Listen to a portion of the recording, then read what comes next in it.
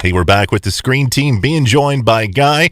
And before we get into his next review, let's talk about what Guy is doing right now. Guy, you told us in the previous break that you're an actor, but you are also a director, and you're directing a new production, if you will, with the stage company. Is that right? Yes, I am. What are you doing?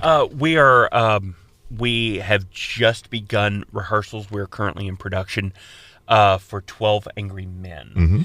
It's based off of the old 1945 film. It's a very high drama. There are some lighthearted moments, but very, very few. It is a very heavy, heavy drama. Sure. But it's also a acting exercise, and I'm kind of using it as an experiment, if you will. Most of the people who have been cast in it rarely have done drama. Mm-hmm. They've pretty much stuck to comedies. And also, this is a show where from the moment the cast comes on stage to the moment they leave, they never are off stage. Oh, really? It's never come on, say a line, and leave, and then you kind of get to relax and not be in character. No. From the beginning of the play to the end of the play, the entire cast is on stage the entire time. Wow. That's going to be intense. Oh, it is. We had the first read-through the other day, and a lot of the people were almost cathartic afterwards because of the emotion you have to run through. Sure. And we had levity in between. We were making jokes and everything, but they also understood that when it comes time to the production, it's going to be very taxing. It's going to be very emotional. I can speak from personal experience because I was actually in a production of 12 Angry Men when I was 19. Mm-hmm. And going through that, there were times during the production I would be there and it was so emotionally draining that after the show I went home and just crashed and was dead, went to sleep, gone. Yeah. Because it was so emotionally draining. So this is going to be a really intense production for a lot of people, and there is some social commentary that fits in our politically charged time that I think is very relevant, and I plan on pushing some triggers with some of the stuff, and that's kind of the purpose of the show, to see what biases other people have based upon this murder case and how they deal with it. So it's going to be a really interesting and fun time. And what are the dates again? The dates are March 23rd, 24th at 7:30, 25th at 3:30, and then 30th and 31st. It's at the end of March. And it's at the Rogers Theater? At the Rogers Theater, but it is a stage company production. Very good. All right, Guy, our next film is a film that you are very excited about. It's a film you wanted me to see. You were like, you have to see this film, Chris. If you don't see it, we cannot be friends. That's what you said to me. So the name of the film is called Behind the Mask, The Rise of Leslie Vernon. Love this movie. This has a very, very interesting concept. Very interesting. Tell us about what the concept of this movie is. The concept of this movie is taking horror and making it even more meta than Scream. Yeah.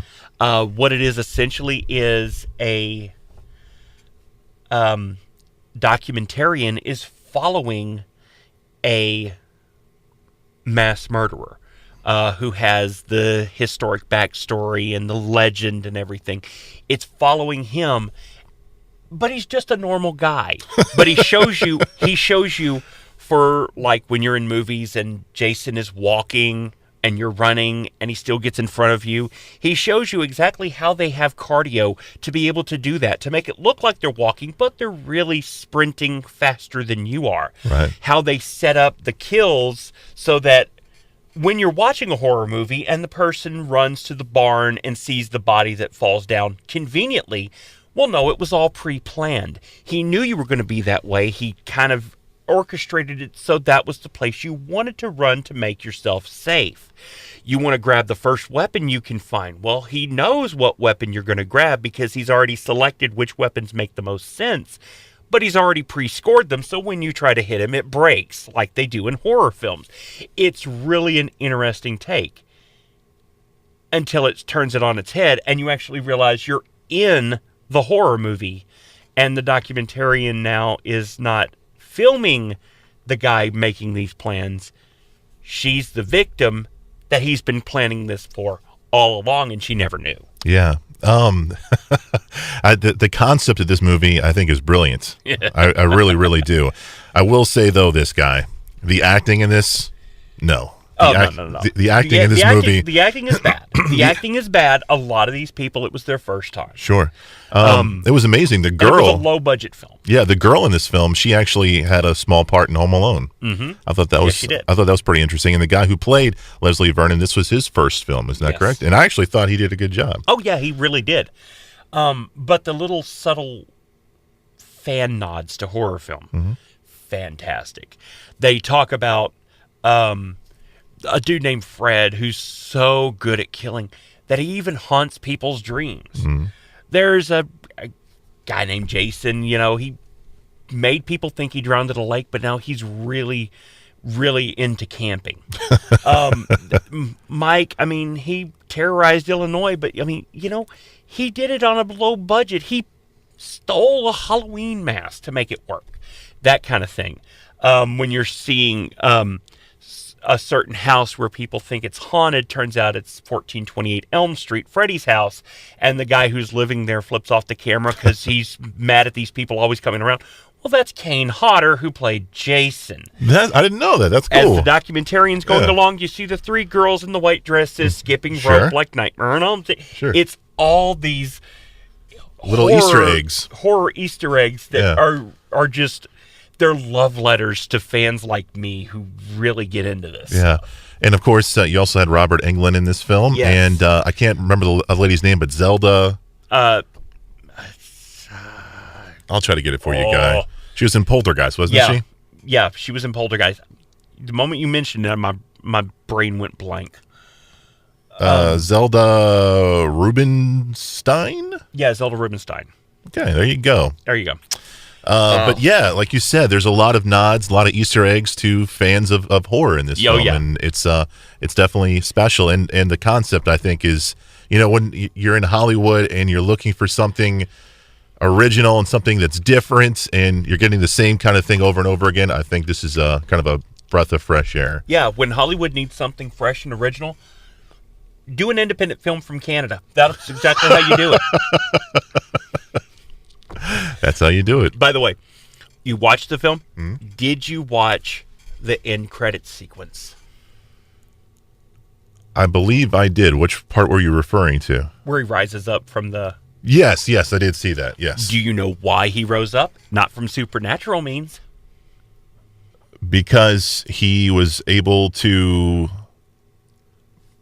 Earlier in the movie, they had his mentor who was able to hold his breath. That's not why? Okay, so tell me why then.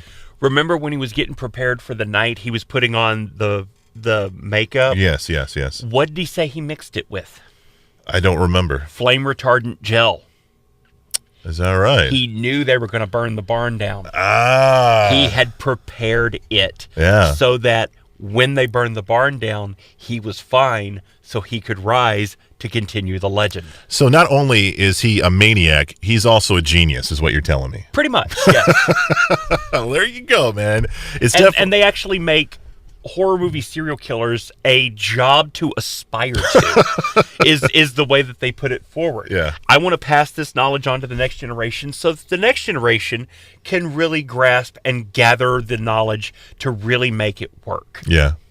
It's the weirdest thing, but as a concept, I think it is fantastic. The movie is called Behind the Mask, The Rise of Leslie Vernon, and you can find it on DVD. Coming up next, we're going to review one of the newest horror movies to come out in 2018. It's one of Guy's favorites. He'll tell you more about it. Insidious Chapter 4 right here on the Screen Team. Oh, no.